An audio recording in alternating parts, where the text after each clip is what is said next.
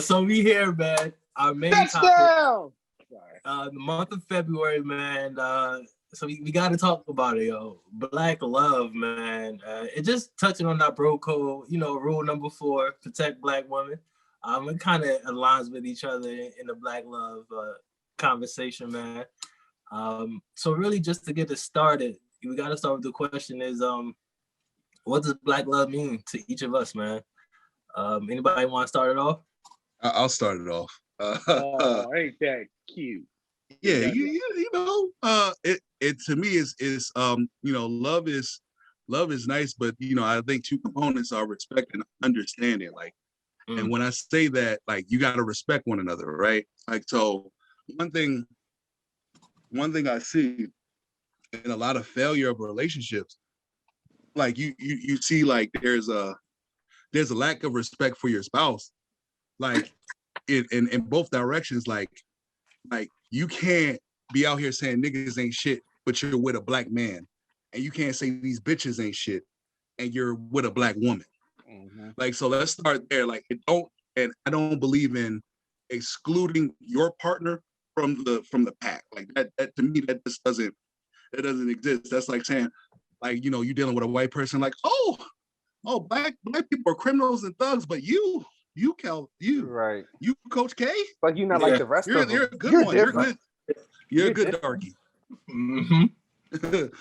That's what it's like. That so, and an understanding.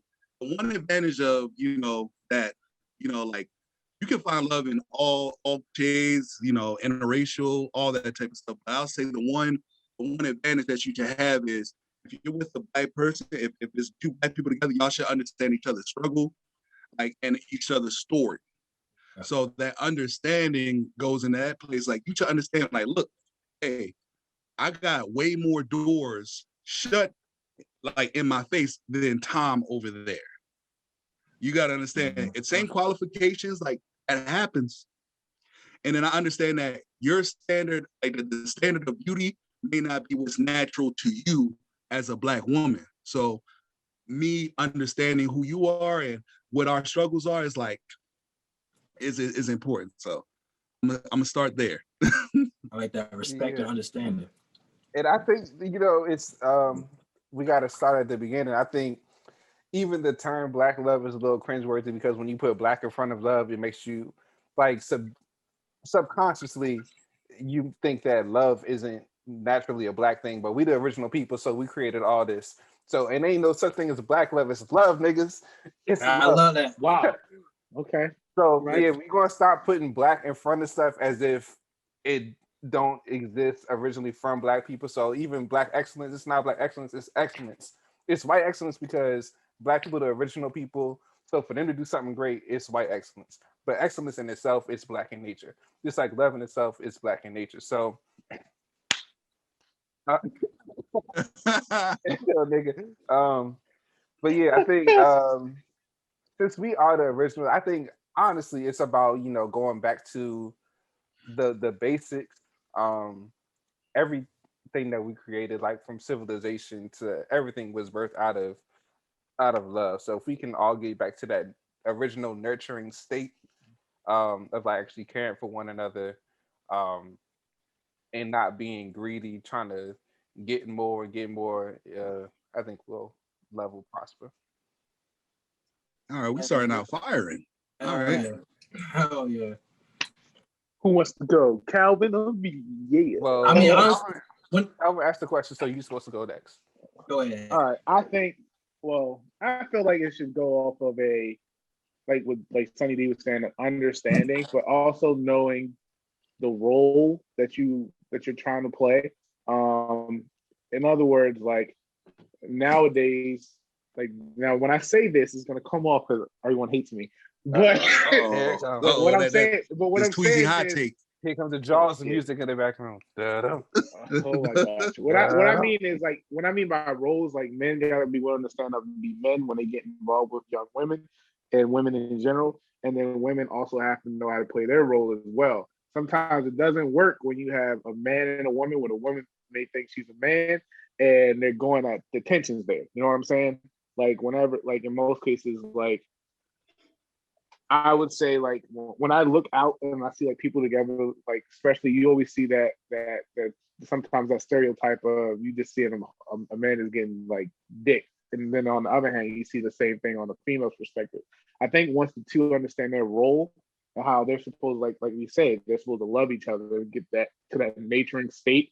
Like you can't really do that if you're fighting all the time. Like you still have to have that understanding and the growth to understand what you're trying to do for one another. Like at the end of the day, like we are the original people. But I think women have that, and men too. Like women have that idea that men are here to just do stuff for them, and that's not the case. It's supposed to be you two are doing stuff for each other to help, because you can't build a nation if you two are fighting all the time. Like when you're fighting all the time, that does not help a nation. That does not help your household. Does not help the children around you that are witnessing you fight all the time. So you have to be willing to understand, but also know your roles when it comes to a man and a woman and what you think you're willing to do. Everything else is extra. But if you can't love each other and love yourself first, it really doesn't matter. That's my take. Nobody wins with a family feud, Joe. Hey. Except for Steve Harvey. You know what I'm saying? Nah, man, I think I was really dead on in various different ways. Understanding is definitely a big part of it, especially just using Black love and understanding like Black people just come from a different type of struggle. So understanding your partner's struggle and what they're trying to accomplish and assisting them in that. I think that's really the key definition of like Black love. And with Dre, with you saying like it's not just Black love, it's just love. We can't get into saying Black love and just think of it like a relationship goal type of aspect, but like some genuine, like help me, help you, we gonna be one, and move forward type of love for real. So I definitely agree with everybody saying thus far. This is gonna be a good one, man. So what does a healthy relationship look like, yo? And the big saying, happy wife, happy life. We got one married person in the crew. So we want to hear that insight. That's bullshit. Okay. All right. So what does a happy relationship and a healthy one, look like for real? Shit, I'll start. Yeah, shit. you Mr. Well, I think the idea of a healthy one, and what was the other one you were saying? I'm sorry. Healthy and a happy. I think the healthy one and a happy one. I'm just coming from, and because I'm married, obviously, there's no such thing as a happy relationship. Like in a nice, perfect world, everything you get your way and all of that would make sense. But I don't think it's more of a happy. I think it's more of a compromising relationship where you want to do this and you want to do that, and the other person wants to do X, Y, and Z, same thing. I think it comes to a place where, all right, you know what you're willing to do, you know what you're not willing to do. But I think it kind of just deads that ideal of like happy wife, happy life. Let's just be honest. Women are very, and I'm going to say this, some people are going to get offended, but I think, and I heard this quote before saying, in most cases, God can't even make women happy. And what I mean by that is nowadays you have women changing everything about themselves, from their hair to their body parts to whatever else that's out there that they can change. And I think not every woman, I'll say that, not every woman is like that, but you do have those, especially in our community, that are not okay with the way that they are and the way that they look, the way that God made them, right? So when you do that, you're giving this persona of yourself that isn't really who you are. It's what was being pushed on you, what other people think is beauty is correct. And I like the way things are going now, where they're trying to prove that your natural kinky hair is cool. You're not like the way you look without all this extra stuff is good. You know what I'm saying? And I think once you have that, once that part like is solidified and stuck into their heads, then things would work out more, because now you just have the idea of what am I trying to say? The idea of that, you're not putting on that facade. You're your true self, you're this. and then when you come together in a relationship, for example, for myself, I was out there. Everybody knows this. I was out there, and then I got to a place where I was just like, I can't do this anymore. Like, this is just, it's odd. You know what I'm saying? Like, I'm getting up in age or whatever. But I did not prepare myself the correct way for the problems that could come about. And I think, and that's the other part that comes into play. Like, we as men have to be ready to step into these situations or marriage itself, because marriage is very hard. It's an ongoing thing.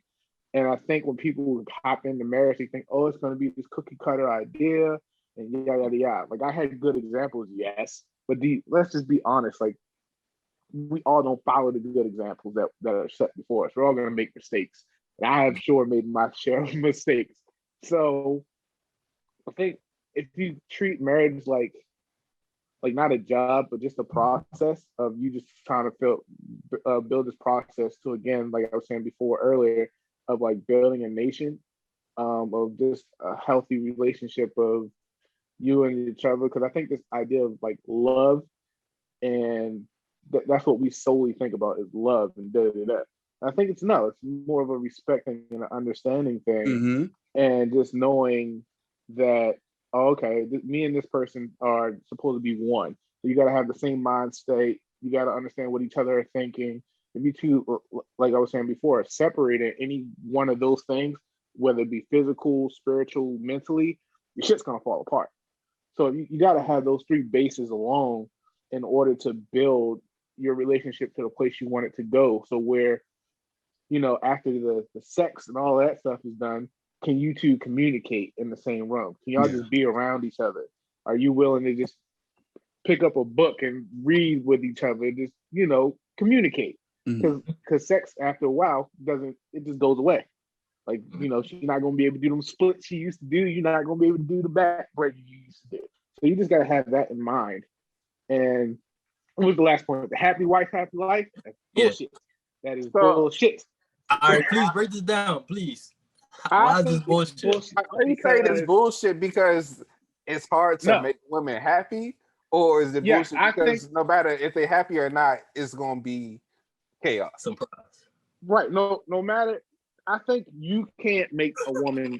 What I mean by this is, when I say it's bullshit, when I say happy wife, happy life, it's supposed to be happy family, because you can make that woman happy all you want, but are you happy doing certain things that you're doing to make this woman happy? It may be, this woman only wants to be happy because I'm buying her things, or this woman always happy when I'm home all the time, and da. It's certain things that women want. You could say happiness is fleeting too.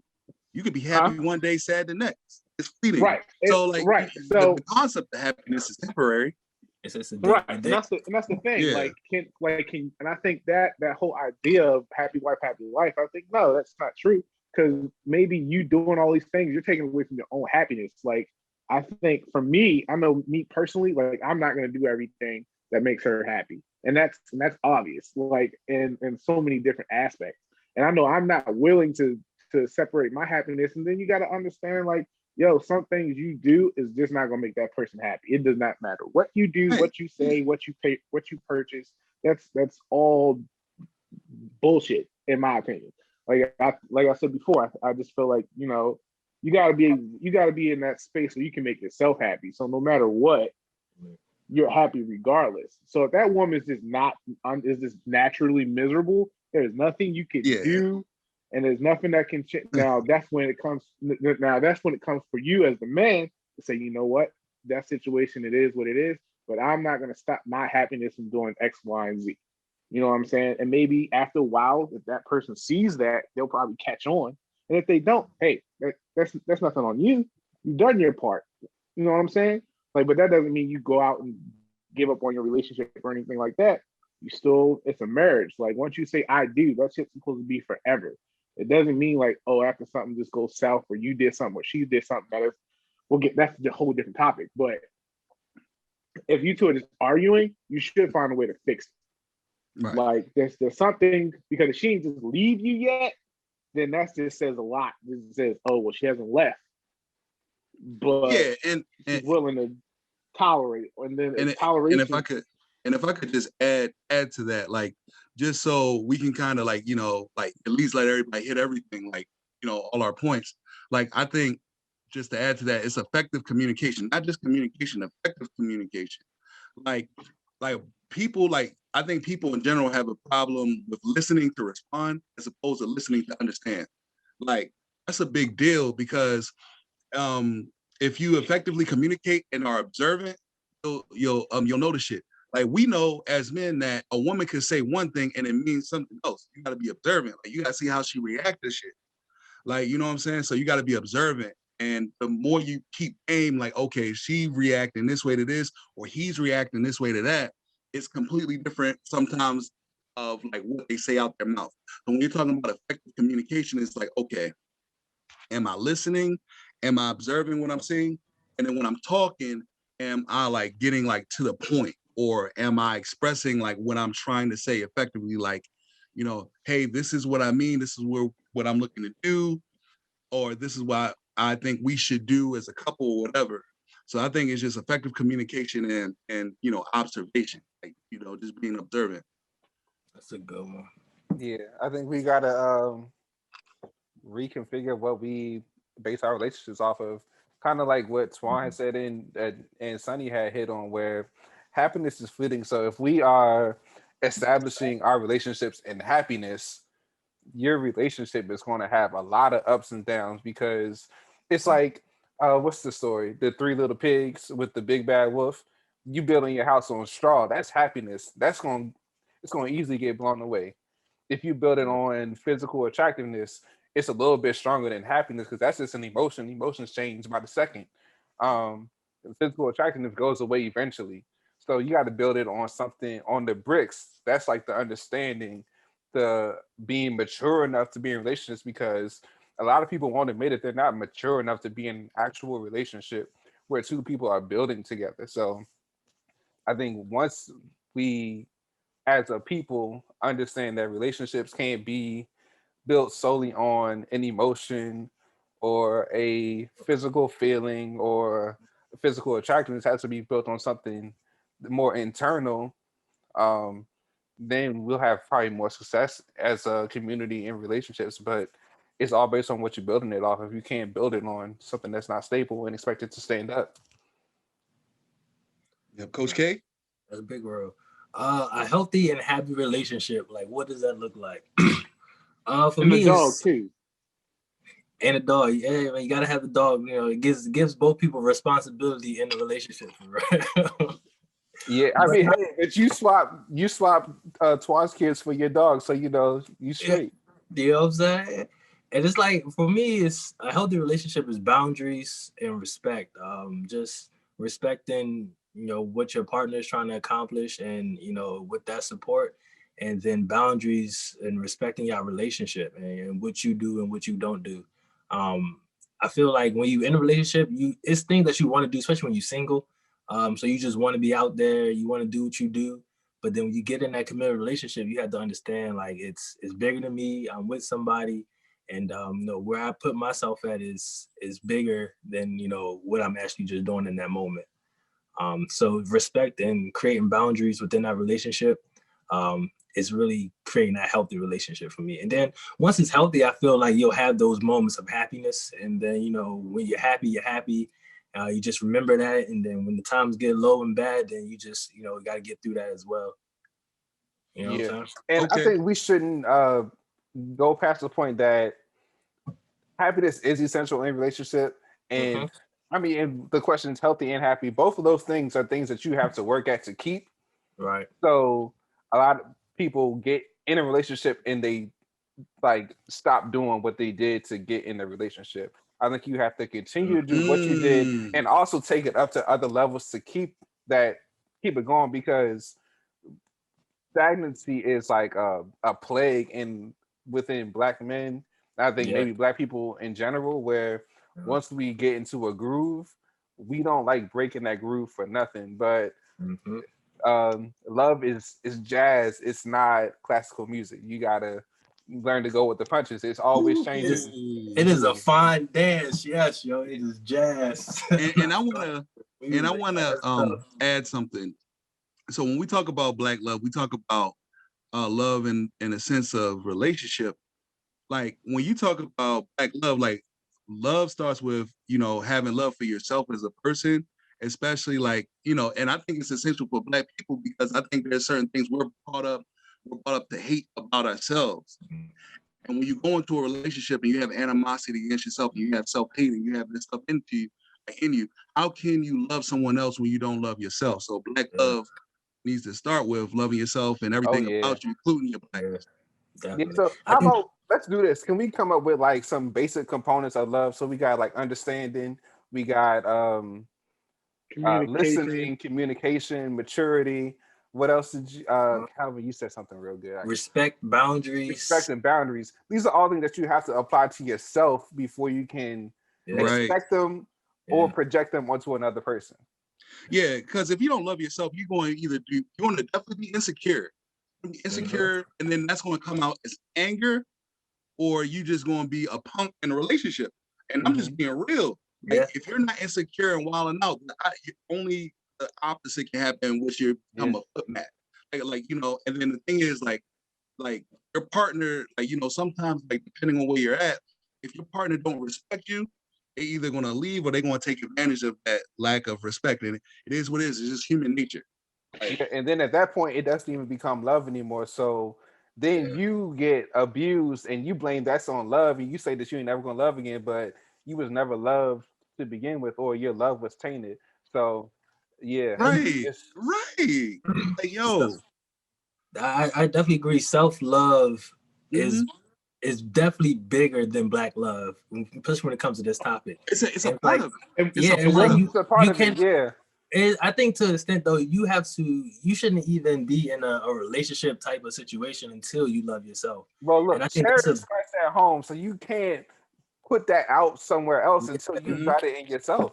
And I think we missed the mark as Black men a lot with that, because we strive so hard to find that woman that we want to be with, whether it just be sex or our committed relationship, without even working on ourselves first, for real. Well, yeah, I think a bad thing about, I think maybe just the world in general is, this is gonna sound crazy, casual sex is so frowned upon that men force themselves into relationships and women force themselves into relationships when all you really want is something to hump on.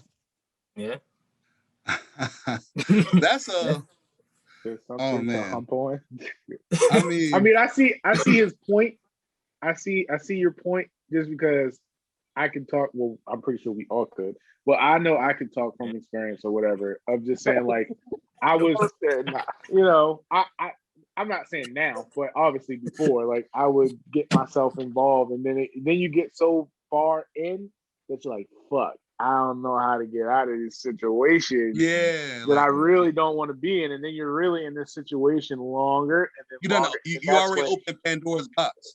Right. And I don't know if maybe it's not like we casual sex is frowned upon, but maybe we keep mislabeling things as love. Like we call it puppy love when it's not. Ain't no love involved at all. We kids just infatuated with each other. Ain't no love involved in that. So we just calling things the wrong. We labeling everything as love when it's not love. So like, and our parents and our uncles and stuff used to kid and like, that's your little friend. That ain't really your girlfriend. You don't let that person. It's just your little friend. So I think if we could all go back to being our uncles and aunts, like, big fact. that's your little friend. You don't really let that person, but that's not like, you know, that's not your spouse until you're married. That's not really your spouse. It's like, and like in the eyes of like, you know, God and you know, depending on what you believe in, and the law. And the law, like on paper, like, you know, I'm in a relationship. I have a girlfriend. But I have to, on any piece of important documentation, I currently have to say I'm single. Yeah. Right. So, you know, like, you know, that's a hell of a point. Like, you know, my uncles, my aunts, they could call my girlfriend, that's Sunny little friend. You know what I'm saying? Sunny little friend. They really say Sunny little friend? Well, clearly, nigga, they use another name, but chill.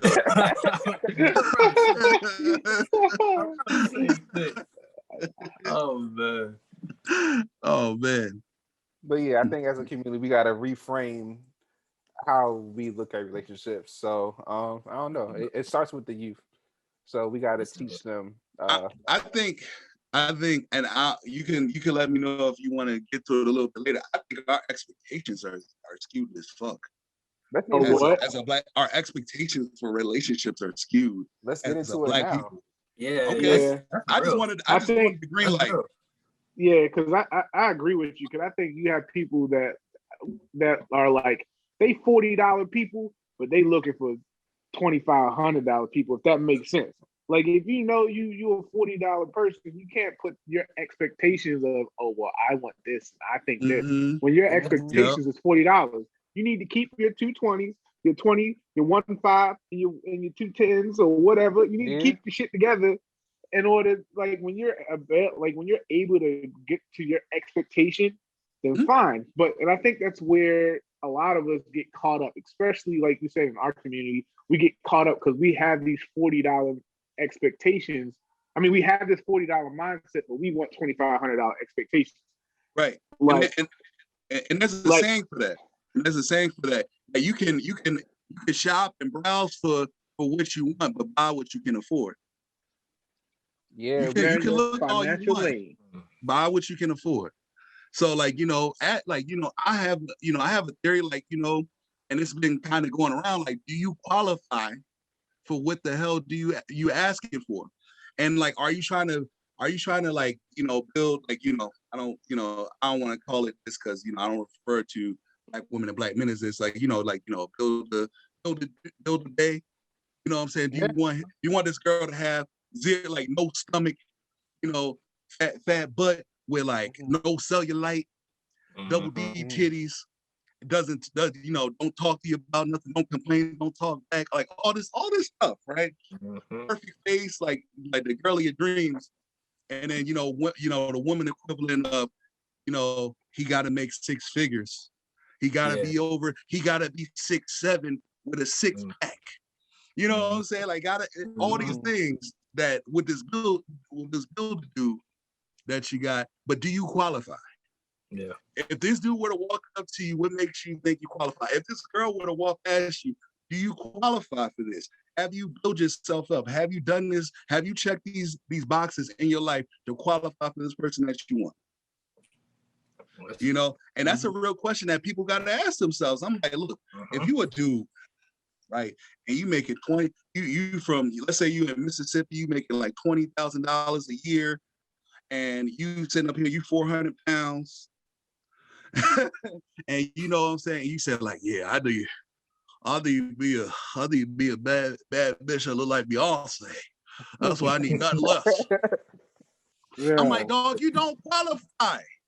You don't qualify. And you also don't qualify. And this is just for, I'm coming for us as men. I feel like you should never put yourself in a situation like we said before, if you're not qualified, like Don was saying, if you're only making $25,000. But it also doesn't help either if you still at your mama house and you just bring in all this and you added on extra baggage to your already fucked up situation, which maybe if you're ready for that type of relationship, then fine. But I'm saying, like, you can't start a family in your mama's house. Now, what I mean by that is you're entrapping someone, like you're giving this false idea, like you have the car, you have the clothes, but you don't have the whole situation, the structure. You have the items, right, but you don't have the foundations to support that. And in my case, that's trickery. That's how you lure someone in instead of just being upfront. Now, if that person decides to be like, oh, I can help him out, then that's on them. But if you come into the situation, I have a counter to that, because that standard that you just said, it would be different if it was 1980 or 1970, but it's 2020, and you can have a bachelor's degree and you can have a professional job. No, I don't mean, but that's what I'm saying. He's speaking in metaphors. Thank you. I don't mean by, oh, you're in college and you're trying to better yourself and you're trying to there's people out here still now. There's still people out there now who do not have all of those things. That's understandable when you're in school and you're trying to save up to get a house and you're trying to do this to have a family. there are people now still in 2020 who still think still think it's playtime. You know what I'm saying? Like they're not really they like Andre was saying, they just looking for something to hump on. But then there's this infatuation of I have all of these things and I have all of this, but I don't have the structure to support those things. Now that's what I'm saying. Like I don't agree with like that ideal mind state. Like I could trick somebody, but I'm not ready to fully commit. Mm-hmm. Now, if you in school and you doing all these things, you're just trying to do stuff to better yourself. That's understandable. But when you're not and you're choosing to, unless you have like some type of mental issue or whatever, if you're choosing just that I'm going to be in my parents' house forever, I'm still trying to have a family. I don't care who you are. No woman's going to take that at all. I mean, yeah, context definitely matters with that. I need to be real with you. Context matters because you said like, oh, I live at my mama's house. I know people with master's degrees and like jobs that make decent amount of money, but because they're in debt, they're in debt, they're people's house. I mean, it's you know what I'm saying? It's a different time. We're all in debt. Like we're all in debt. That's the American game. I'm in debt. Like right, and then you have people that go back home and then go back out. Like they had their own place, they go back home and the cake up and then go back out. So you have variations of this. So like it's about mindset.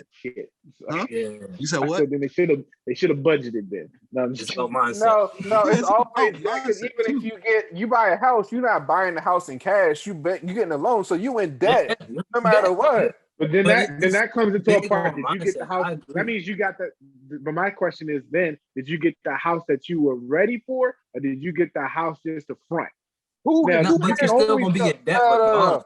Unless you have $150,000 to buy a house, you don't. Bro, that's what I just. That's my point. I mean, that's my point. Did you can still take out a loan and get the house that you need, not the house that you want. But it's still debt. The loan, you're gonna be in debt. The loan means that you owe somebody money on the house. But I think the way to be in debt. The big thing that I think we all touching on is the mind state of what you in. Like, you know, whether you have a degree or you don't, I don't think that really matters. It's just about that mindset that you have and where you're going to go. Because you know, we all definitely all started in our parents' house and probably all been there a little longer than we wanted to be. But you know, while we was there, what we were doing. What'd you say? I said I met my goal. I said 23. I'm out. Yeah, but again, but like you said, that's a mindset. Yeah, but let's go back to the question: Are we aspiring for something that we don't qualify for? Mm-hmm. So I think this is the bad thing about the internet, and so much of what we desire is based off of social media, which is a lie. It's a virtual reality that we think that we want that when honestly it's not. Even the people that that say they have it don't have it. Like shit. Everything they own is rented. It's so they don't have it. And even them renting it, they didn't pay for it to be rented. So much is pro bono because it's all about marketing. That we don't know what half of these people really have and what they don't have. And so when we aspire for some shit that we think that people have and they don't even really have it, our aspirations are based off of a false reality. So I think honestly, when it comes to relationships, look at Bow Wow. Yeah, just not even Bow Wow. If you search the hashtag relationship goals, it's gonna be some people that's probably not really in relationships or they probably not really happy. They just went on vacation and they probably didn't stay in the same room. Or got that Birkin bag. Or, you know, the nigga is cheating on his girl when she's just with him because she know he got money. Or the girl is cheating on the man and he just with it because she got money. Or it's all types of stuff. So we basing what we want off of some shit that we don't know or understand. And I think it all comes down to maturity. I think we got to realize what a relationship is supposed to do. What do we need in another person to help us do that? And then that's what we should aspire for. But all of our aspirations are materials and material. So yeah, it's more complicated than what we make it out to, because like if you look at the internet, it's very clear that the 90% aspires to be the 10%, in which all of the 90%. It's not even 10%. It's like 1%. Yeah. Right, the 1%ers, right? Yeah. Right, but like I said, it's like you don't qualify for this lifestyle that isn't real. Like and they also don't understand that it's not that you don't even want it. Not even that everything in this country is designed for you to stay in the 90%. So you might be able to move up from like the 80 to the 90, but you're gonna stay in this 90%. So you're only gonna go so far. Why is unhappiness in the 90%? There's happiness in 90. Well, if you're in the you want to be the one. Well, it's unhappy because you see that someone got it better than you, but you don't realize that you got it. Like nobody wants to listen to J. Cole, yo. Yeah. Nobody wants to listen to him. Love yours, yo. I'm telling you, you making a great salary. You got a beautiful family. You got a house over your head. You got all these blessings. Mm-hmm. But because John in accounting makes 10K more than you, now you're mad. But we be tripping over stuff like that. Like 10K is a lot of money, but it's also not a lot of money. Right. You spread that shit out. Right. Over annual salary. Hold on, not even spread it out. That ain't nothing for an annual salary. The taxes, you get a 10K increase in your annual salary. After the taxes, it's only a $4,000 increase. Right. You could have worked overtime 3 weeks. Spread the fuck out. You could have worked overtime. Boy, you got an extra meal. You definitely got to peep the facade, yo, and just especially the social media game when it comes to relationships. It's easy to sell a dream of a great relationship, but to actually, nurture and maintain, sustain your relationship it ain't. In other words, you gotta go to work. Well, every day. I mean, hey, go back to the 3 Little Pigs. What you building your house off of? Yeah. What's your house made of? Yep. I think I saw something like Diddy was speaking to a crowd, and he was like, I think he was the wealthiest dude in the crowd, which is most likely. And he was like, yo, I done made it, and I'm still hungrier than every single one of you. I can see it in your eyes. I'm hungrier than you. That's your problem. Like, I'm here, and I'm still hungrier than you. I still want this shit more. So I'm willing to put in more work than you. I'm willing to outwork your ass. So you're never gonna catch me. And I think about people when I think about effort, they want all this shit, but they want to half-ass it and not put in the work and not put in the time.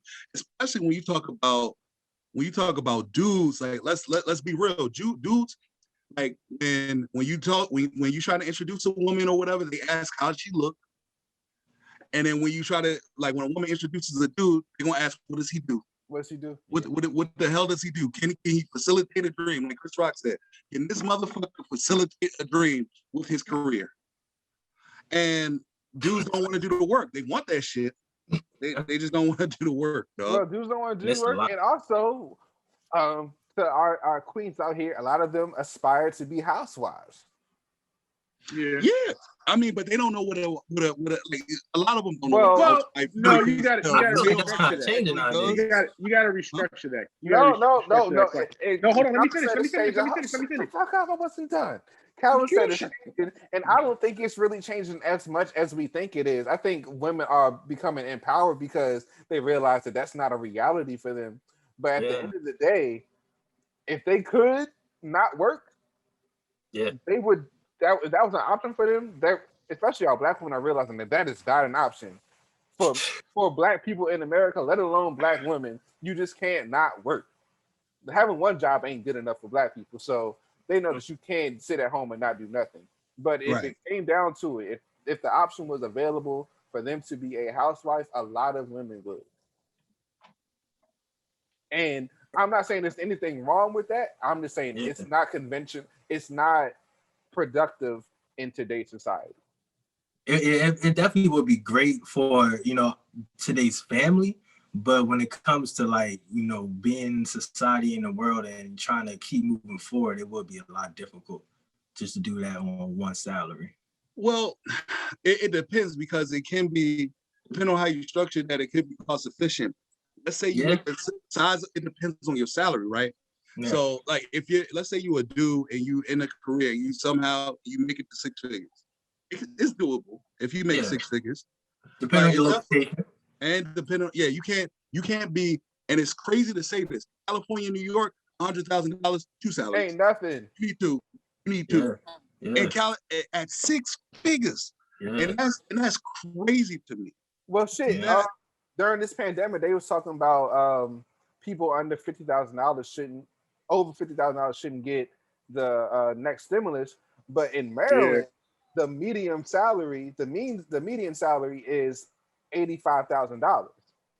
Yeah. So you would take a lot of people that don't even make the average salary in the state out of getting the stimulus when they probably need it, because you can have that's what it costs. Like I think we're top 10 in like we're number 2. expectation.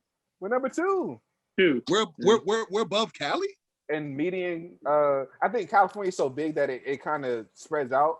But over the lesser, okay. Yeah, since we're so small, I think DC and Maryland was top number 1 and 2 for median in salary. And you got to think about it because it's all the government contractors and government workers. Yeah, that's crazy because you're really taking that PGDC, and then it's like in Baltimore it dips down so much. It dips down like ridiculously. Oh, I'm in Baltimore. It might be 30,000 as the median. And that's the thing. Like and here's what I try to express to people. Right, when you come out of college and you make this salary, you have a bachelor's degree. You have a bachelor's degree under your belt, and this is why I say it's a different time. So when we're really judging this, we have to judge it with context. You have a bachelor's degree, you have a job in your profession. That job in your profession can pay you $30-something thousand.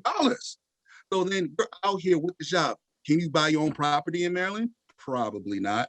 And you're out here working your profession with the degree, with the mindset. So what's really the real true expectation for you?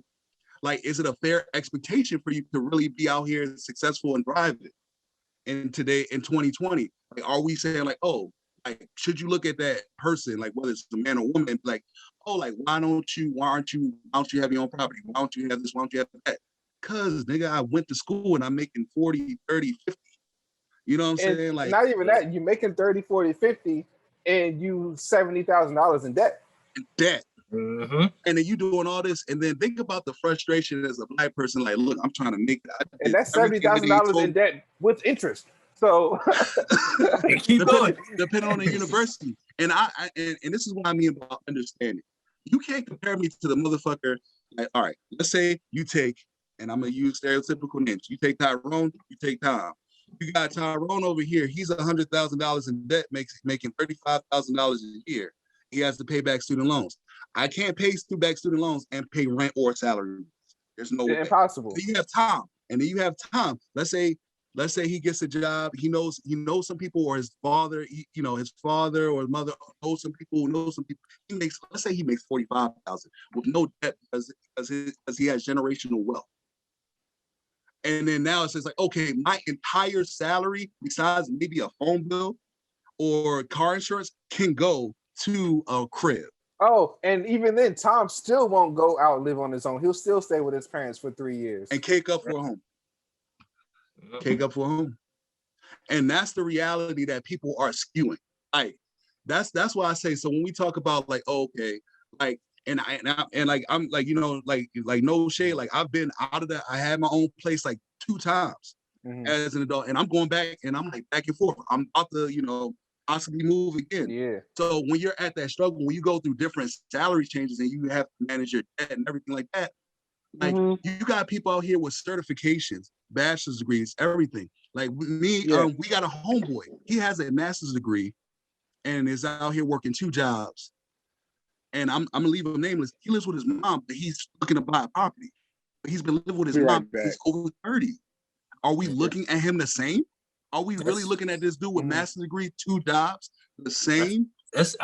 When nowadays that's the norm for real. I mean, it's really common for people with master's degrees to have that part-time job. It's unfortunate, but like it's crazy. Like to say that's the game now.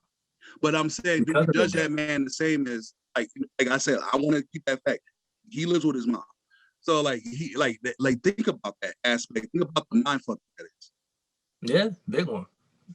Yeah, and I think we have to for that. I think we have to reestablish how we think about things like that. I think from parenting onwards, where when you're growing up, you shouldn't feel like you want to leave your parents' house that much. Where you go out and get an apartment just because living with your parents is so much fucking stress that you feel like you gotta go, or you feel like because you a certain age that I feel you think because you're 18 that I gotta get the fuck out of my parents' house. And that's big in our culture. You're not even an adult. In actuality, your fucking brain ain't even all the way developed until you're 25. So you out there trying to make adult decisions and you a child. Yeah. We black people, I think black people, we are sometimes very cruel to one another. We're very cruel. And when I say cruel, I mean like expectations. You know when someone has the right mindset. You can tell by talking to them. Do you judge them based on their situation, or do you judge them like if you're like let's say you got a chick, right? Mm-hmm. And she done gained some weight, but now she's working out and now she's eating right. She's trying to get it together. Are we judging her right there? Like, are we judging her based on that, or are we judging the mindset, the progress, the consistency, the intention? Well, exactly. Like, what do we judge here? Well, I think we judge the opposite. We don't judge the mindset. I mean, people was getting mad at Lizzo because she decided to lose weight. And people was like, I thought she represented fat people. She's still fat, number one. Like, that's what I'm still saying. Fat. But why are we not supporting a healthy lifestyle? Her, yeah. And I think it's also, for some reason, everybody in America wants to get tied up to some false identity. Like all the fat people want to be called fat or whatever. It's a hashtag for everything now. So you get tied into your whatever your hashtag is. And here's the thing. People they're not given the opportunity to change when ultimately you're supposed to. When you're overweight, and here's the thing, and I don't want to like body positivity to a certain extent can be a good thing as far as like, I'm not going to judge somebody with their journey, but Lizzo decided probably to lose weight. All you gotta do is sit in the doctor's office, be overweight, and this is something that I'm gonna say, personally. Like if you sit in the doctor's office and tell like, yo, your blood pressure's a little high, have pre-diabetes, and your sleep apnea has gotten worse, that will change your fucking mindset and make you want to lose weight, because all that shit can kill you if you don't change your lifestyle. And then that's probably and Lizzo probably had a similar conversation. You might get diabetes. You might get this, all of this if you don't lose weight. We're not talking about looks or appearance or nothing. She probably did that for health. Yeah. And I agree with that. Like at some point, like your body, especially for bigger women, it's still cute. Like it looks great, but for health reasons, it is definitely important just to respect your body. Right. Yeah. Yeah. I was fat. All right, but let's get back. I think we a little off topic. Yeah, yo. It all goes back into loving yourself. Love yourself. That is true. Love yours. Yeah, love your neighbor as you love yourself. That's take this. Should we name the episode this? Love yours. Love yours. Love yours. All right, we can take this either two directions. All right, I'm gonna give y'all the option. Y'all want to talk about how love languages work in a relationship, or how to properly handle a disagreement in a relationship? I'm choosing properly handle. I'm choosing violence. I'm choosing violence. Probably handling a disagreement. Yeah, I'm gonna say that one because honestly, when it comes to love languages, I've taken the test, and me and my girl have shared our love languages, but it's not anything that I think about. All right, so let's do it. All right, before we start, want to know how y'all handle disagreements. And on Netflix, it's this a movie with I don't know his name. John Washington. Yes, did you see it? John David Washington. Yeah, I heard about it. It's so many varying views. Yo, all right, so I watched it, and honestly, it is Let's really not good. speak about it yet because I heard they just pretty much arguing all the time. It's something that me and my girl said we're gonna watch together. So I don't know. Yo, you gotta watch it with your girl, yo. You got. What is it called? Malcolm and Marie. Something. Yeah. Malcolm and Marie. That thing we was talking about the other day. Yeah, honestly, and it's interesting. I can understand how it could go either way. It was a lot of arguing in it, a lot of toxic, a lot of abuse. But I'm curious to know how y'all handle disagreements when it happens. You gotta understand. You gotta understand your partner. Like that's something I'm learning. Like with me, I'm kind of like, and I don't know if this is a God thing. Like I don't like a lot of lingering tension, but I hate. Huh? I don't like that lingering tension. Like we'll have some. Let's say I say something my girl don't like, and then it'll be like an awkward silence, and you just be like, "Are you breathing? Like what's going on? Say something, yo!" And then she be like, I know from as soon as I hear that sound, I'm like, "Oh, what I say that I fucked up." Right? You can just get that awkward. Well, that's the beauty about my relationship. Like I'll straight ask, like, "Oh, what did I say that upsets you?" Because I already know. Like shit. That is, it's very important to know when you might have said something in the wrong. Hey, yo, that shit, yo, that blows me, yo. Oh, it's so because as men, like we speak very like straightforwardly. So, and as long as we're not lying, which most of the time, if we speak it straightforwardly, we're not lying. Not lying, so right? That's when we hurt their feelings, and we be like, "Why are your feelings hurt?" I'm only telling you the blatant truth, but yeah. Women are different creatures, so sometimes we gotta lay it softly, but it's like landing. More important, you gotta slow down and get the touch just right. But that's like landing the plane, baby. That's yeah. Tom, what you got to say? How do you handle disagreements? I just said, "Wow." We're going around. How do you handle disagreements? Not the best. I'll say that. Not the best. It's a work in progress. Appreciate the honesty. It's not the best. It's so what do you like? You explode a lot, or do you internalize your yeah. I would say I don't explode, but I will say like I internalize a lot of things, and then and most of my actions or whatever, it comes out versus just saying, "Oh, this X, Y, Z bothers me" or whatever. I'll hold it in, and then I'll be like, "All right, I think it's over with," and then I may do something like, "Oh shit, I guess I was upset about this." So that's just something that takes time. Like you said, everyone's different. Like in most cases, like I'll try not to blow up, but that's ugly too. So but it does. I do understand like the flaws in that as well. Like not saying anything. Yeah, I agree. It's big to like just to address things, maybe not in the moment, but sooner than later.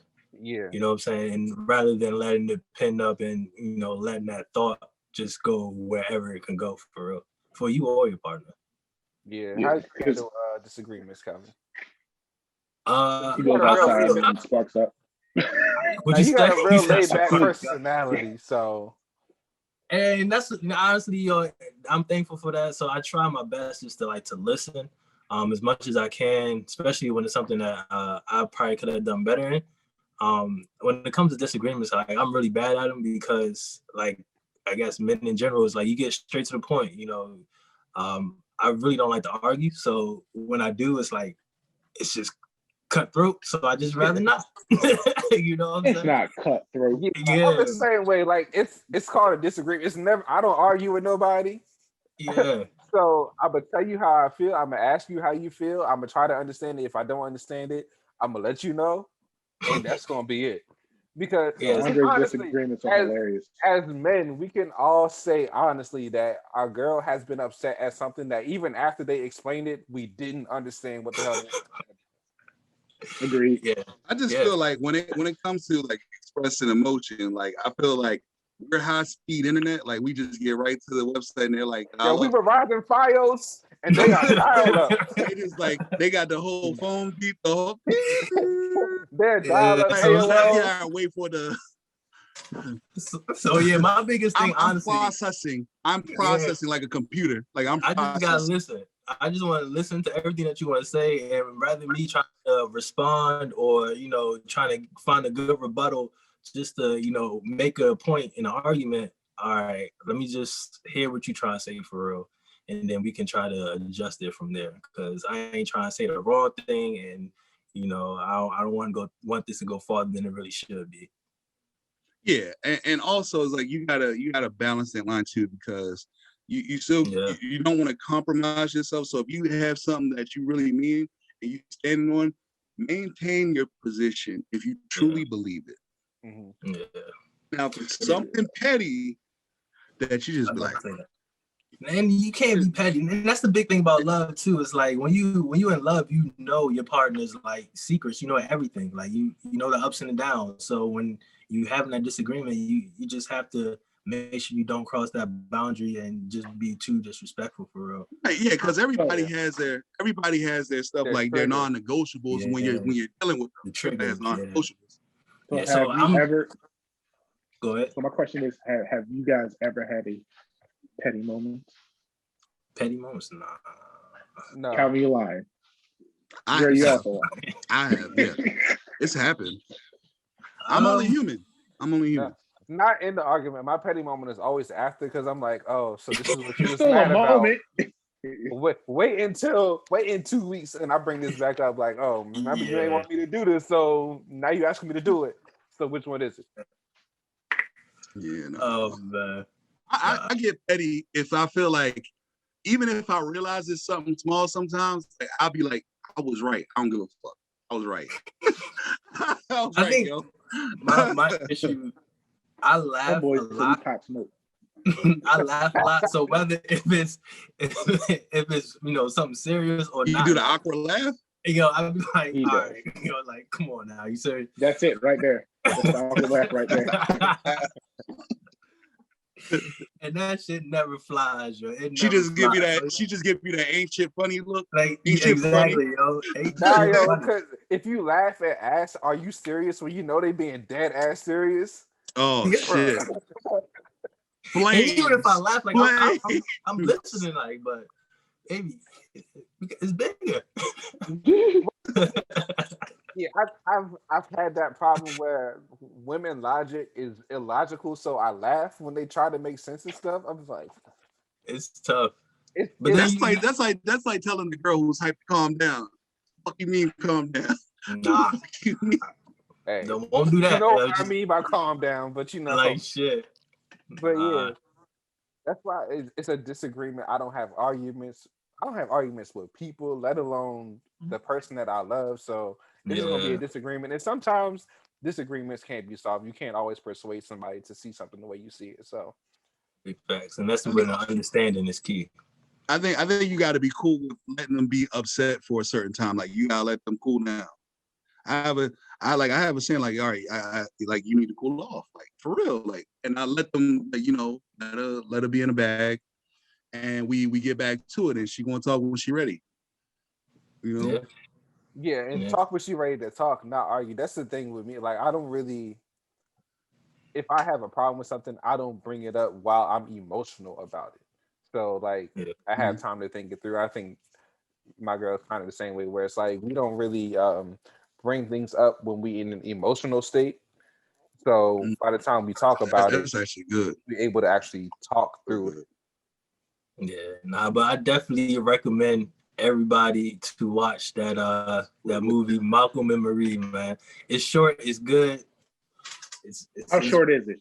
It's like an hour and a half maybe. But you gotta watch it with your girl, because it definitely will hit different. It will hit different for sure, man.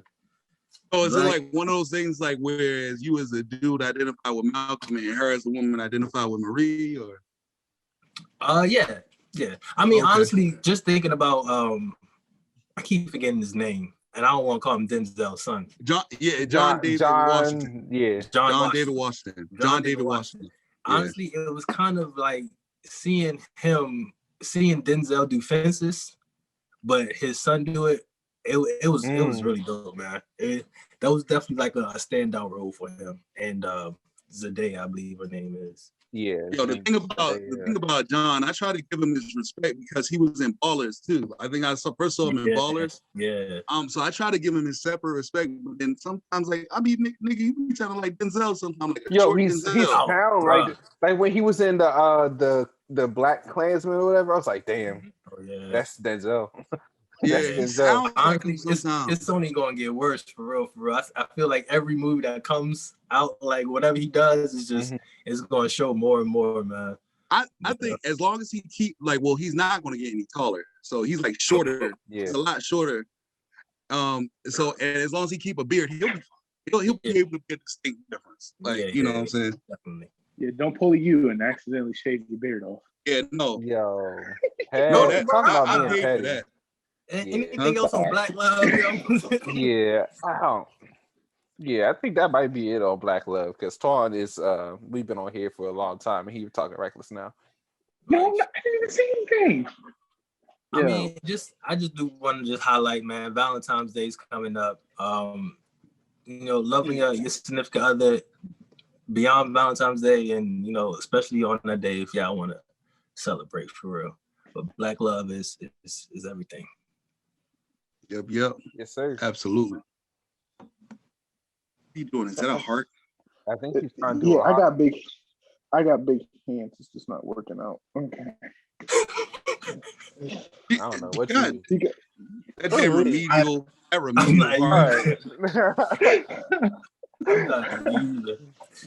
right, man. Any conclusion? You've been saying from the beginning, you gotta love yourself.